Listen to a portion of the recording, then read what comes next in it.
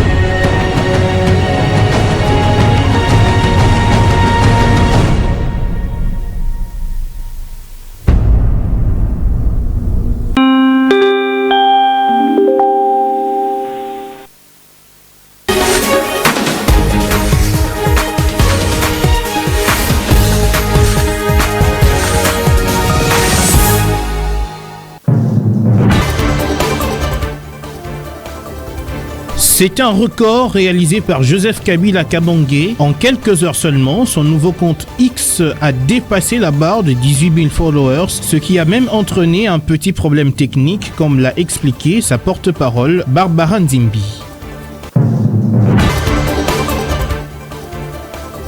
Le procureur de la Cour pénale internationale, arrivé ce lundi 25 février 2025 à Kinshasa, capitale de la République démocratique du Congo, a réaffirmé l'engagement de son bureau à enquêter sur les crimes commis dans l'est de la RDC.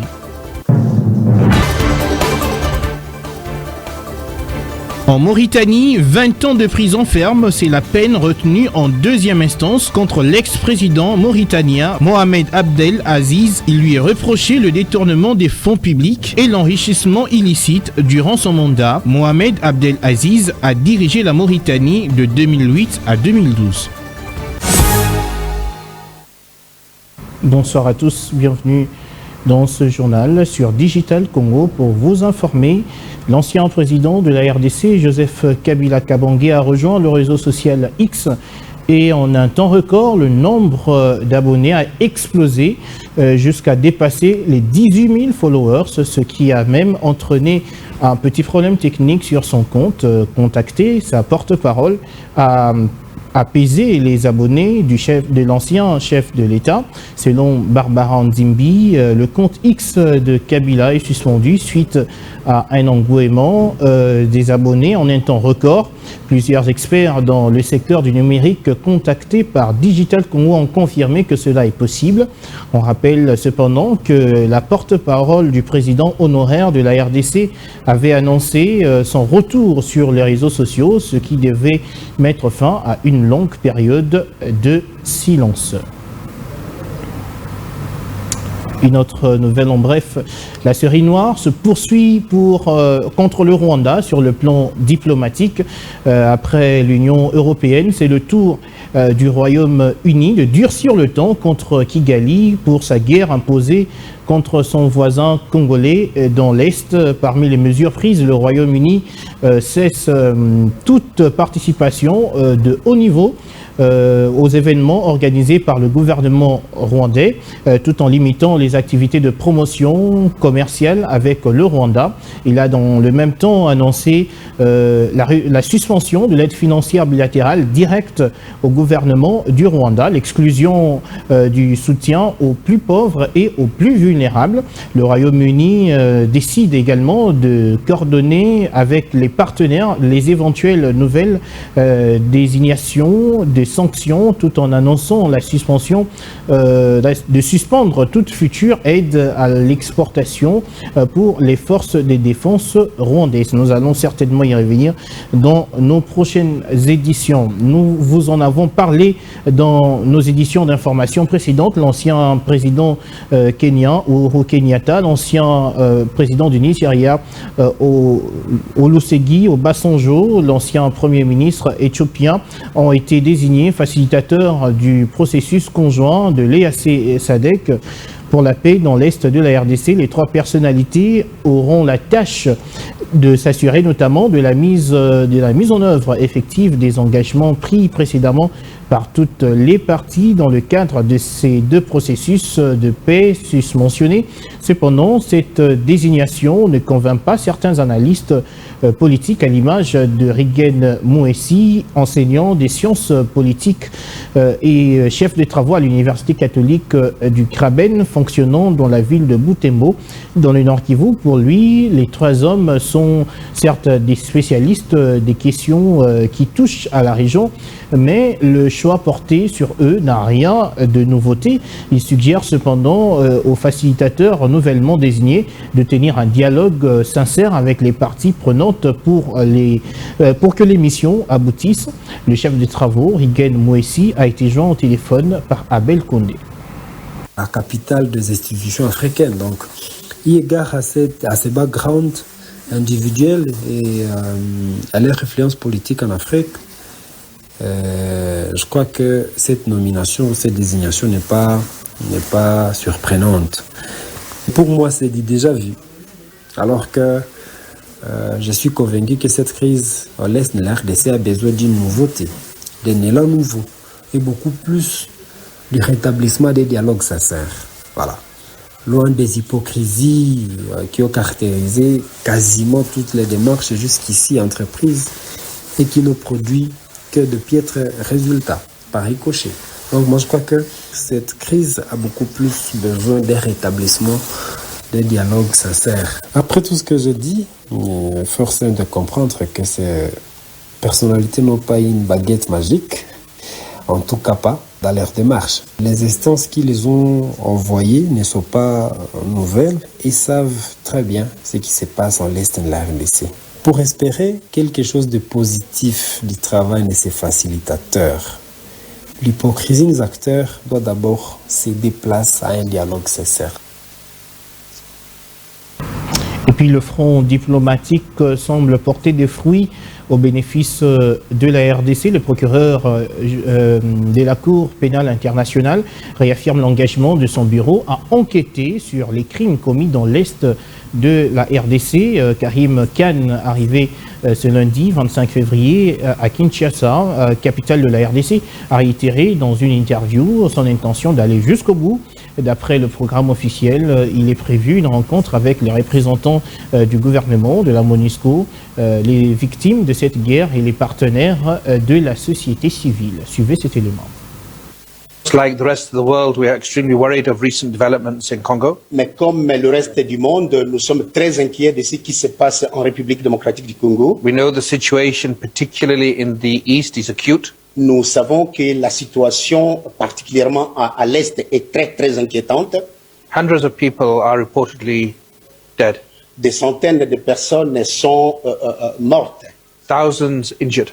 Et des milliers blessés. And the message has to be conveyed very clearly. Et le message doit absolument passer clairement. Any armed group, tout groupe armé, any armed forces, toutes forces armées, any allies of armed groups or armed forces, tous les alliés de forces, de groupes armés et de forces armées, don't have a blank check. Ils n'ont pas un chèque à blanc. They must comply with international humanitarian law. Ils doivent se conformer aux normes et aux lois internationales. And I am very clear right now. Et je suis très clair là-dessus. The law must be seen to be effective. La loi doit être effective. All individuals must comply with the Rome Statute. Tous les individus doivent se conformer au statut de Rome. Nobody can attack civilians. Personne ne peut attaquer les civils, hurt people, blesser les gens, kill people, tuer les gens. And this is a moment where we will see if international criminal law can withstand the demands that the people of the Democratic Republic of Congo insist upon. Et c'est à ce moment que nous pouvons voir si la loi internationale peut maintenir et soutenir la demande de la République démocratique du Congo et les citoyens. Et en rapport avec l'arrivée du procureur général de la Cour pénale internationale à Kinshasa, attendu depuis mi-février. Maître Aimé Kilolo pense que la présence du procureur n'est importante à Kinshasa que sur le plan protocolaire, mais qu'il faudrait pour lui de se diriger directement vers les provinces en proie aux agressions rwandaises pour en avoir les témoignages vivants. Il est question de renforcer ses travaux d'enquête. Il a également fait savoir que la RDC attend de lui attend donc de son instance beaucoup. Et je vous propose donc de suivre ce propos recueilli par Jean-Émile Senga et Olivier Abedi. Ce qu'on attend du bureau du procureur, c'est d'assumer ce que lui-même a affirmé aujourd'hui. C'est-à-dire qu'une victime congolaise est égale à une victime ukrainienne, égale à une victime palestinienne. Ce que le peuple congolais attend de la Cour pénale internationale, c'est effectivement de mener des enquêtes, c'est-à-dire de descendre, non pas ici à Kinshasa, voir les autorités, voir des ONG, mais descendre sur le théâtre des opérations où se sont déroulés les crimes abominables.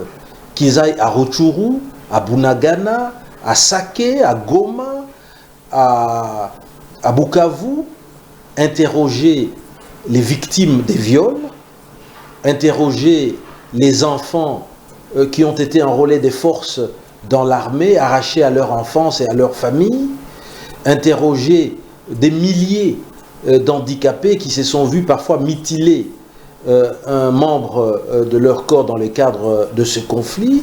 Arriver à Kinshasa est un premier pas, mais je dirais que c'est une étape protocolaire qui n'est pas, en fait, qui ne répond pas directement aux attentes de la population congolaise. Le plus important, c'est qu'on voit qu'un mandat d'arrêt est délivré contre le président Kagame, qu'un mandat d'arrêt est délivré contre son ministre en charge de l'intégration régionale, donc M. James Kabarebe, parce qu'il est cité justement dans le réseau de trafic illicite des minerais stratégiques. L'insécurité fait rage dans la ville d'Uvira, dans la province du Sud Kivu. C'est l'évêque du diocèse local, Monseigneur Sébastien Joseph Mouyengo, qui lance la sonnette d'alarme face à cette situation calamiteuse. Le prélat catholique invite les parents à bien surveiller leurs enfants et les personnes adultes à se munir toujours de leurs pièces d'identité pour éviter d'être la cible des services de sécurité. Je vous propose de suivre donc l'évêque du diocèse d'Uvira. À la population d'Uvira et d'ailleurs dans les diocèses, notamment celles habitant au bord des routes nationales numéro 2 et numéro 5, je vous appelle à la prudence et à la sagesse. Respectons les consignes de sécurité là où elles ont été données, comme ici à Uvira où l'on est soumis au couvre-feu à partir des 21h. Interdisons-nous, surtout à nos enfants, des sorties inutiles. Aux grands jeunes, munissez-vous toujours de vos pièces d'identité lorsque vous sortez et répondez sagement aux agents de l'ordre lorsque vous êtes interpellés. Quant à ceci, les agents de l'ordre, et particulièrement ce qu'on appelle chez nous au Uvira les balarondo, ceux qui veillent à la sécurité la nuit dans nos quartiers, n'exaspérez personne, mais faites votre travail dans la sérénité.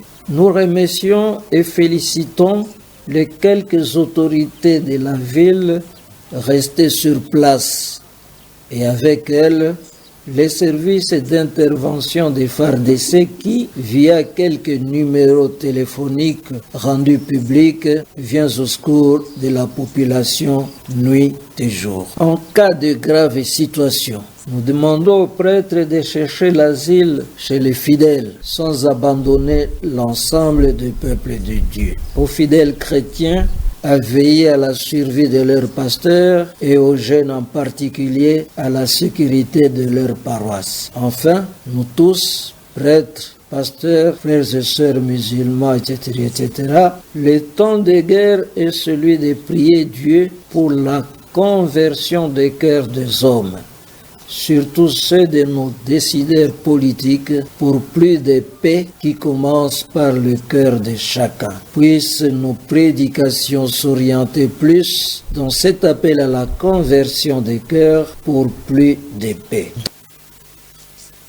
Et puis le général brésilien Ulysse de Mesquita Gomez, nouveau commandant des casques bleus de la MONUSCO, est en visite officielle en Ituri depuis le vendredi 21 février 2025.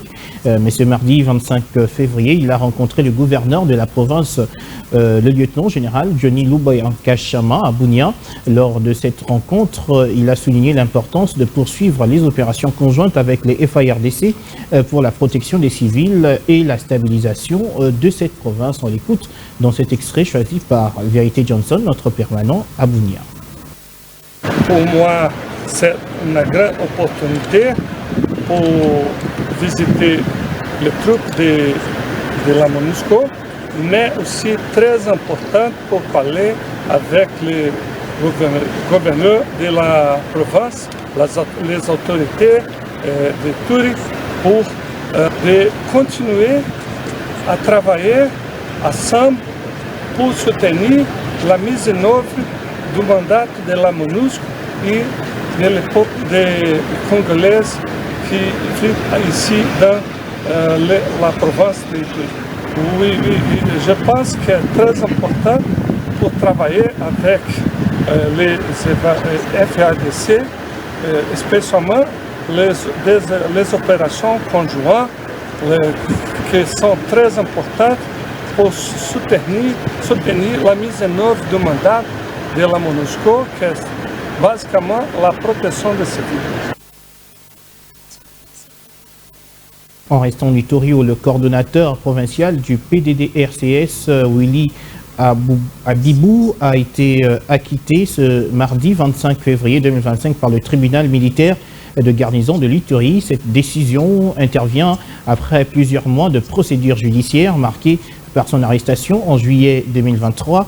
Sa libération est confirmée par ses proches, corroborée avec des sources proches du programme de désarmement, démobilisation et réinsertion communautaire pour la stabilisation.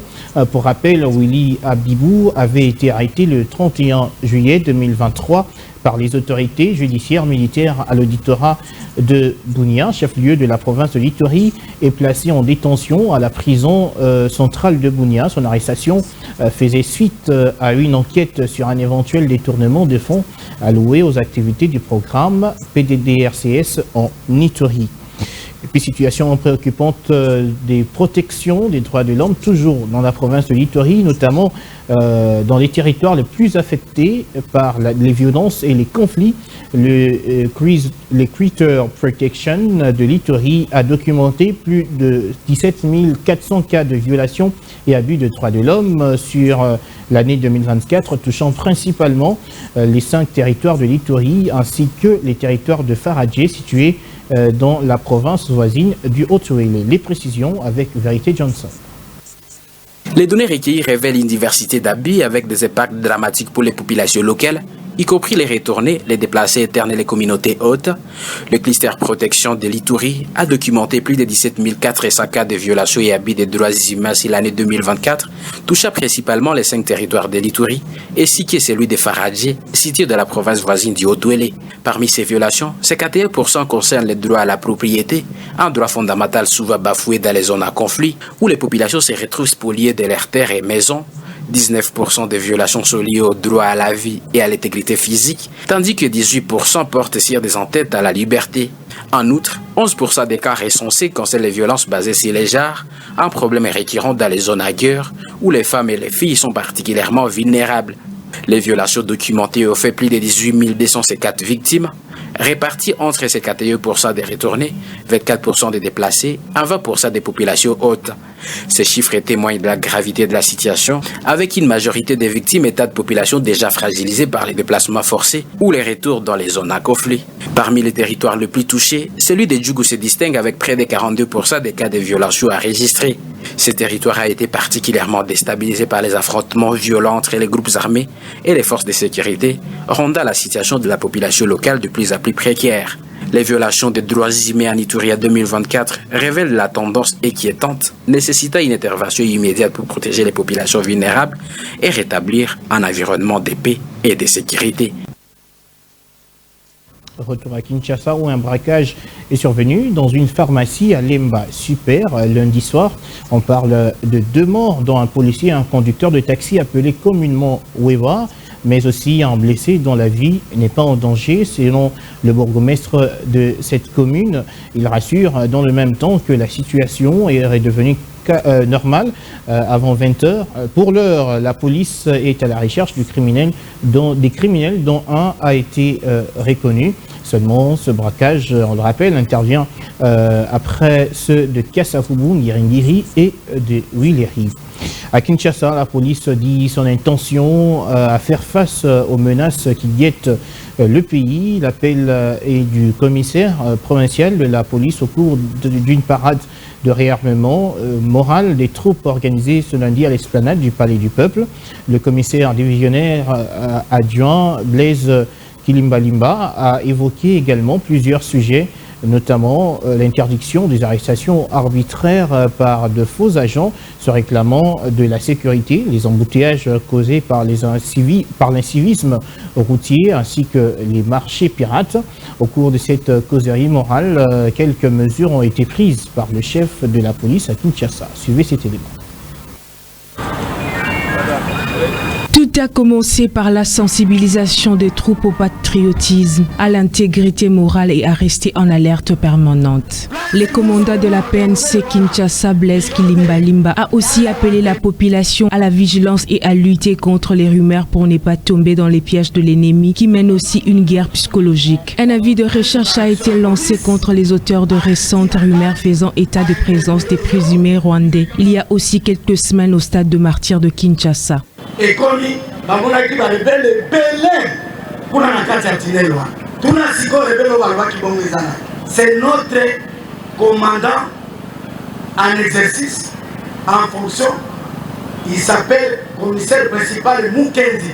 Yango na lancé avis de recherche na ye PD commandant P crime bolu kelangai hôtel à selfie wana ya etoxewa. Il doit nous dire, Nana Kinié, à sa l'étoxewa. Ce qui n'a vu bongo c'est pour demander à la population de ne pas céder à la guerre psychologique et à l'étox. Évoquant le problème des embouteillages récurrents dans la capitale, les patrons de la PNC Kinshasa décriaient l'incivisme routier des automobilistes. Pour y faire face, le commissaire divisionnaire adjoint Blaise Kilimbalimba a annoncé de mesures fortes contre les récalcitrants, y compris les chauffeurs des autorités qui s'illustreront à bafouer intentionnellement le nouveau code de la route. Il a fait savoir qu'un premier lot de quittances a été remis à ces services où toutes les amendes seront payées soit à la DGRAD ou à la DGRK. Quant à ce qui concerne les marchés pirates, le commandant de la police ville a déploré l'inaction de ses troupes en promettant des sanctions fermes si rien ne change. Nani akoto sisamibe kwa mboka. Marché à Matadi Kibalo. Est-ce que l'autorité a payé ça le côté? Batu bakufa wana te. Olingi batu musu bakufa wana ndo pekisa wana. Nani apekisi yo kopekisa marché wana? Le commissaire divisionnaire adjoint Blaise Kilimbalimba, commandant de la police ville de Kinshasa, a par ailleurs mis en garde le faux agent qui se réclamant de renseignements pour s'immiscer dans les attributions de la territoriale.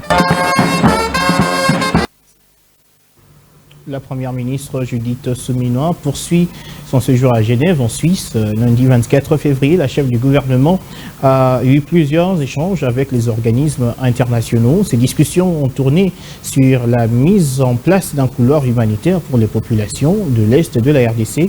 C'est un élément que nous proposent Tishik Sambi et Alain Nino Mwamba. La première ministre Judith Suminwa Tuluka poursuit son séjour à Genève en Suisse. Lundi 24 février, la chef du gouvernement a eu plusieurs rencontres bilatérales et multilatérales. Tour à tour, la chef du gouvernement a eu des entretiens avec le secrétaire général de l'ONU, le haut-commissaire aux réfugiés et les représentants spéciaux de l'Union européenne en matière des droits humains. Au menu de leurs échanges, la mise en place d'un couloir humanitaire pour les populations victimes de l'occupation rwandaise dans les deux Kivu. L'Union européenne s'est dit prête à apporter son soutien à la RDC. J'ai exprimé l'appui de l'Union européenne et le fait que le ministre européen, le 27, est en train de discuter la situation en votre pays en ce moment. Et le Premier ministre a insisté, bien expliqué la situation actuelle, y inclut la situation humanitaire très difficile. Oui, je crois qu'on est une des plus grandes donateurs humanitaires au monde et je suppose qu'on va faire tout ce qu'on peut faire pour améliorer la situation du peuple congolais dans la situation actuelle. On va appuyer tout effort pour améliorer la situation humanitaire.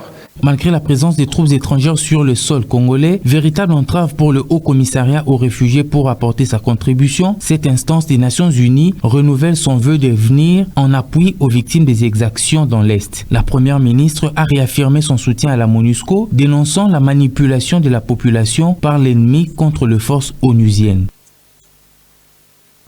Et puis le vice-premier ministre, ministre de la fonction publique, Jean-Pierre Liaou, a présidé la cérémonie de la publication des annuaires alphabétiques et numériques des agents de l'État de l'espace Grand Kasaï. C'était en présence de leur gouverneur. Reportage Amina Mouacha. En présence des gouverneurs du Kasaï, Kasaï oriental, Kasaï central et Lomami et des députés nationaux, le vice-premier ministre et ministre de la fonction publique Jean-Pierre Liaou publie les annuaires alphabétiques et numériques des agents de l'État. La cérémonie se déroule à Mbujimaï, chef-lieu de la province du Kasaï oriental. Kasaï oriental, Kasaï central, Lomami et voilà. Avec cette publication, le gouvernement de la République marque un pas décisif dans la maîtrise des effectifs de la masse salariale. Il y a encore quelques années, c'était presque un tabou pour tous les responsables politico-administratifs de notre pays de pouvoir répondre à la fatidique question « Combien de fonctionnaires y a-t-il dans notre pays ?» Ce tabou qui a traversé plusieurs régimes politiques auparavant est en train d'être levé par la volonté ferme et sans faille d'un digne fils du pays, à l'occurrence son Excellence Félix Antoine Tshisekedi Tshilombo. La publication des annuaires de ces 4 provinces de l'espace Grand Kasaï est un aboutissement d'un dur travail qui s'effectue sous le leadership du chef de l'État et la supervision de la première ministre Judith Suminwa. Ce qui était possible hier est rendu possible aujourd'hui. La fonction publique était dans un gouffre indescriptible, mais avec le travail qu'il a mené, il fait sortir la fonction publique de ce gouffre-là. En marge de cette publication des annuaires alphabétiques et numériques, le vice-premier ministre de la fonction publique Jean-Pierre Liaou a fait appel à toute la nation de faire bloc derrière les FARDC et les commandants suprêmes pour la défense de la patrie. Nos forces armées sont au front et se battent avec courage. Il faut que toute la nation fasse bloc derrière elle et les commandants suprêmes pour défendre, comme il se doit, notre mère patrie. Se battre pour une cause juste, c'est déjà une victoire, dit-on. Notre cause est juste et nous allons gagner. Après l'espace Grand Kasaï, la prochaine étape va concerner les provinces du Kwilu, Kwango et du Congo central. Faisons un petit détour dans la province du Kwilu, où le maire de la ville de Kikwit, Abbé Ngiama, a lancé les travaux de réhabilitation de grandes artères de la ville en commençant par l'avenue Lukengo. Ces travaux exécutés sur fonds propres de la mairie rentrent dans le cadre de la vision du chef de l'État, Félix Tshisekedi, selon le maire Abbé Ngiama. Benoît Desgroffes d'Allé pour le reportage. Pas une seconde sans action à impact visible à Kikwit dans la vision du chef de l'État, Félix Antoine Tshisekedi Tshilombo, par le maire de la ville, à Benguiama. Voilà ce qui justifie le lancement des travaux de réhabilitation des grandes artères qui commencent par l'avenue Lukengo, tronçon Kodaïque, croisement Lukengo et avenue de la Clinique à Kikwit Plateau, longtemps resté dans un état de délabrement très avancé, empêchant ainsi la circulation de tout genre. Ces travaux, exécutés par les fonds propres de la mairie, vont permettre l'accès facile à ce coin de la ville de Kinkester et Menea, prouvant ainsi la bonne gouvernance de proximité du maire de la ville de Kikwit, à Benguiama Kachaka, qui souligne ceci. Cette avenue, c'était avant mon accession à la tête de la mairie. Nous avons toujours respecté la vision du chef de l'État de faire quelque chose pour la ville. Avec le fait que nous percevons, nous pouvons faire quelque chose. C'est pourquoi nous continuons les réalisations dans notre ville. Vous les connaissez comme moi, que cette route était en mauvais état depuis plusieurs années. Mais aujourd'hui, avec le paix que nous avons collecté, nous avons fait quelque chose pour réhabiliter cet endroit, cet espace. Le rechargement de cet espace, ça demande les gros véhicules. Donc ce sont des grands travaux qui peuvent faire cet espace. Mais moi, je l'ai fait avec la volonté de suivre la vision du chef de l'État. Malgré que notre pays, pour le moment, est attaqué par les Rwandais, mais nous ne pouvons pas laisser, nous devons quand même continuer à appuyer les chefs de l'État dans nos villes, dans nos entités que nous dirigeons. Notez que c'est pas un appel à la population de Mayombo, surtout des Kikwit Plateau, à créer des bassins de rétention de pluie dans le but de diminuer le risque des têtes d'érosion dans la ville de Kikwit. Et puis le prophète de la province éducationnelle, Congo Central 1, Marie-Salomé Boroto, a poursuivi sa visite d'itinérance dans la sous-division Sekabanza 1. Elle a pris langue avec les élèves finalistes du cycle primaire, ceux de l'orientation professionnelle de 8e année et ceux des humanités générales. Faisant d'une pierre deux coups, le prophète de Congo Central 1 a visité aussi les bureaux gestionnaires de sa juridiction. Les promoteurs des écoles privées agréées n'ont pas été en reste. Suivez cet élément. C'est une mission de routine pour le numéro 1 de l'éducation nationale et nouvelle citoyenneté de la province éducationnelle Congo Central 1, Madame Marie-Salomé Boroto. Elle a poursuivi sa visite d'itinérance des écoles de 2 cycles du primaire et du secondaire dans la sous-division Sekebanza 1. Elle a affûté les armes des élèves finalistes du cycle primaire qui vont affronter l'examen national des fins d'études primaires et NAFEP. Elle a insisté aux enseignants de terminer le programme en vue de permettre aux élèves finalistes du primaire d'affronter ces épreuves dans la sérénité. Même discours pour les élèves finalistes du cycle d'orientation qui vont affronter les humanités avec les ténasospé. Quant aux élèves finalistes des humanités, Marie-Salomé Boroto, directeur provincial du Congo Central 1, avait élevé les tons en insistant sur la réussite à l'examen d'État dont la courbe s'étend vers les Y négatifs. La province éducationnelle Congo Central 1 est déterminée de faire un gros score pour cette saison 2024-2025 à l'examen d'État. Dans sa visite des bureaux gestionnaires de sous-division Sekebanza 1, Marie-Salomé Boroto les a demandé des difficultés qu'ils rencontrent dans l'exercice de leurs fonctions, qui à son tour, elle la soumettra à la hiérarchie. Elle a inspecté les documents administratifs tenant lieu de ce bureau de l'État. Pour clôturer sa mission, le prophète de la province éducationnelle Congo Central 1, Madame Marie-Salomé Boroto, avait rencontré tous les promoteurs des écoles privées agréées par l'État congolais de la sous-division Sekebanza 1. Cette rencontre a eu lieu à l'école primaire Mbadou Mwanda, une école construite dans le cadre de PEDEL 145 territoires.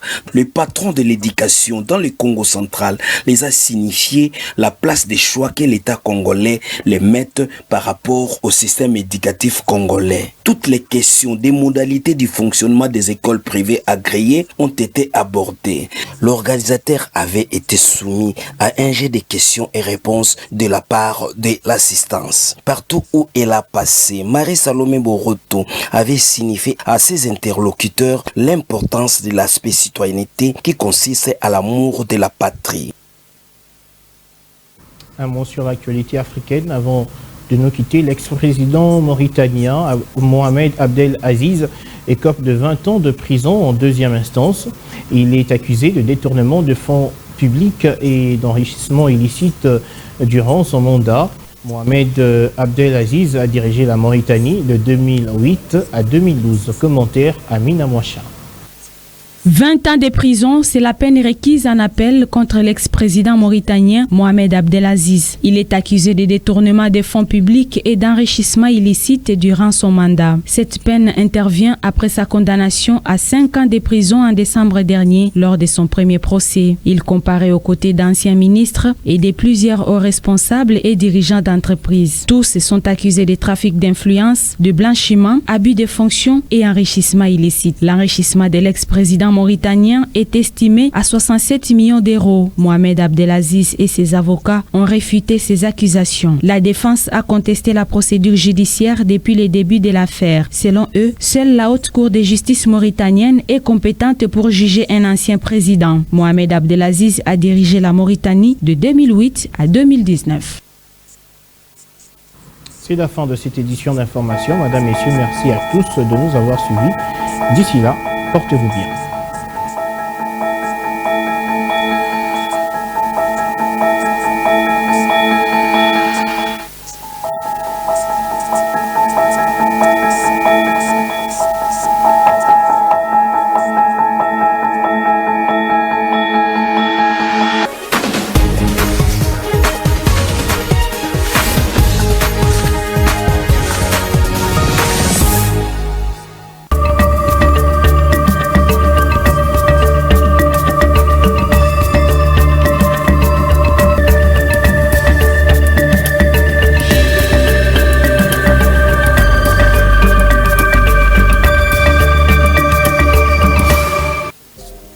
Revue de presse, mesdames et messieurs, bienvenue à la lecture des journaux parus ce mardi 25 février 2025 à Kinshasa. À la une du journal Le Monitor, Kagame c'est fini. L'Union européenne met fin à sa coopération militaire avec Kigali, l'armée rwandaise classée groupe terroriste. Et Le Monitor de préciser, l'Union européenne ne se limite pas aux relations militaires. La coopération sur l'exploitation et l'exportation des minerais stratégiques est également suspendue. Objectif, tarir les sources de financement qui alimente l'instabilité dans la région des Grands Lacs. Kagame sous pression internationale. Bruxelles exige le retrait immédiat des forces rwandaises du territoire congolais. Le même titre apparaît à la une du journal Le Journal. L'étau se resserre autour de Kigali. L'Union européenne vient de lâcher Kagame. Le président rwandais Paul Kagame est de plus en plus isolé sur le plan diplomatique. Son arrogance et son esprit belliqueux, caractérisés par les crimes de guerre, crimes contre l'humanité, crimes de génocide et violations massives des droits humains dans ces territoires congolaises. Sous contrôle de son armée, on finit par le coincer et l'isoler de tout le monde. Peut-on lire dans le journal Le Journal? Chez Congo Nouveau, la suspension des consultations en matière de défense annoncée lundi, l'Union européenne lâche le Rwanda. Mais c'est autrement que titre le potentiel. Sabotage en plein jour. L'Union européenne refuse de rompre avec le Rwanda. En dépit des pressions intenses exercées sur elle, l'Union européenne, écrit le potentiel, a refusé de suspendre ses accords directs avec le Rwanda. Cette position est perçue comme un sabotage manifeste alors que le monde entier est déjà conscient des massacres commis par le Rwanda contre les populations congolaises dans l'est de la République démocratique du Congo. Note le potentiel. Entre-temps, Félix Tshisekedi pour un gouvernement d'union nationale. Le titre est à la une du journal La Vraie Thématique. Lançant un appel à l'unité nationale, Félix Tshisekedi, un gouvernement d'union nationale en gestation. Le président de la République l'a annoncé samedi aux membres de sa famille politique. Son projet de formation d'un gouvernement d'union nationale, symbole d'une coalition nationale contre l'ennemi de la République démocratique du Congo lors d'un échange avec des députés et des sénateurs de la majorité. Je compte dans les prochains jours charger j'ai mon conseiller spécial de voir d'autres Congolais, acteurs politiques, pas ceux qui portent les intérêts étrangers, de les inviter à venir dans cette coalition que je veux, nationale, forte et indivisible, qui va faire front face à l'ennemi. Il ne faut pas attendre longtemps pour voir déjà des réponses. Parmi les titres à la une du quotidien Le Potentiel, gouvernement d'union nationale, l'opposition crache sur le projet. On peut lire dans Le Potentiel des figures de proue de l'opposition politique congolaise, notamment Fayoulou, Katumbi